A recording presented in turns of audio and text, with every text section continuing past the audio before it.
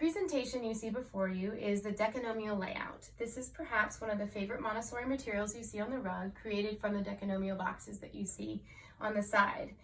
This is one of the favorite materials because it makes a concept that might seem quite complicated, be more elegant and simple and beautiful at the same time. This takes the concrete relationship of multiplying squares for 10 variables and really explores the relationships of equations as an underlying aim. So in Montessori, we'll typically say there's a direct aim and an indirect aim to any work. For this work, the Decanomial layout, the direct aim is to understand and calculate the squares of numbers 1 through 10. The indirect aim is an ability to establish visual harmony so the child can recognize when a pattern is out of place, utilizing the famous control of error that you often find in the Montessori method. It also has an indirect relationship into being able to kind of think of these as each piece of a puzzle, matching for the commutative law for multiplication, and the actual bead chains can be superimposed on top of these, and both materials will represent multiplication and squaring, which is algebraic preparation. Prior to this work, you heard me just mention that students might utilize this with the bead chain. Students have had lots of experience with each of the short and long bead chains in the classroom, as well as the bead cabinet. And so from those works, they've been doing indirect work with the Decanomial layout. And so when they come into an upper elementary classroom, this work becomes very significant and connects to their prior activities. In the Decanomial layout, in the upper elementary classrooms, we'll often find that students have 3 presentations. This first presentation I've already laid out for you can take a while for children to build. As you can tell, there's lots of pieces and part, and there's a sense of order to it that does take time. To build the Decanomial square is what allows them in the first presentation to have a very concrete representation of the multiplication tables. So as they lay it out, each of the pieces you can tell are laid horizontally, and then each one builds up to 10. So each side of the Decanomial square here is 10. And then again, students are able to look at this with multiplication. So you have the 1 bar at the top taken 1 time, which is 1. And then you still have 2 of the 1 bars taken 1 time each, which is 2. So students work their way through the Decanomial square in this manner. And then they start to identify the facts that are within this Decanomial square. So for example, they might look at the 4s and see that they have 9 of them. So 9 4s, you would say 9 times 4 is 36.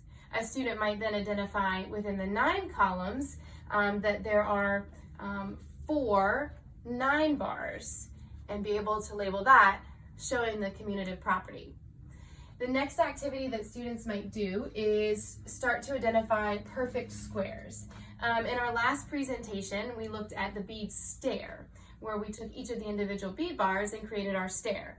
These are the bead squares. So in the bead cabinet, when students have a short bead chain, that short bead chain folds up into a square, and students have practiced replacing the bead chain with this perfect square. Children will find that this is also something that's created in the Decanomial layout. So students will start to look for perfect squares and see how they're represented in our work here. They also will replace them when they find them. Obviously the 1 square is not going to be an exchanged bead, but the next one that they might find would be the 2 square.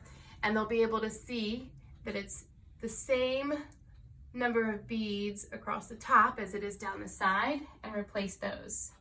And they'll find the perfect squares all the way through the Decanomial layout.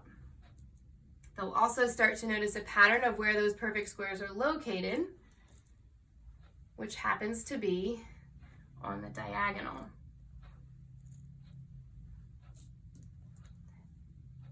So in the second presentation, they might choose to label their multiplication facts that they see, and then they also might choose to find perfect squares as they do this work.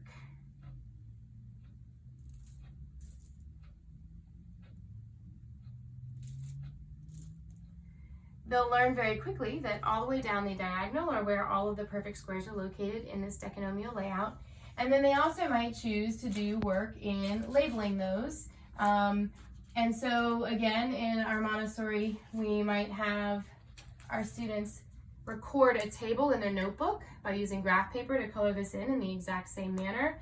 They might lay out this work and then just start to label the perfect squares with their multiplication facts or with exponents. So we'll have them write 7 times 7 is 49, and we'll have them label this perfect square. Or we might start to teach them the concept of exponents, and we might teach them that they can do 8 squared or 8 times 8 in their work to label as well. So there's 2 different ways that they could record that, as well as making this beautiful layout on their own in their notebooks and in their math copybooks as a follow-up work.